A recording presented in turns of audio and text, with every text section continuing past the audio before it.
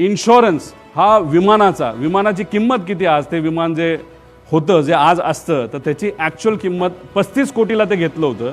पण ज्या पद्धतीचं त्याचं इंजिनची क्वालिटी आणि काही आकडे आणि पॅरामीटर्स बघितले ते आज 10 ते 15 कोटीला जास्तीत जास्त विकू शकले असते. इतकी वाईट परिस्थिती त्याची आहे.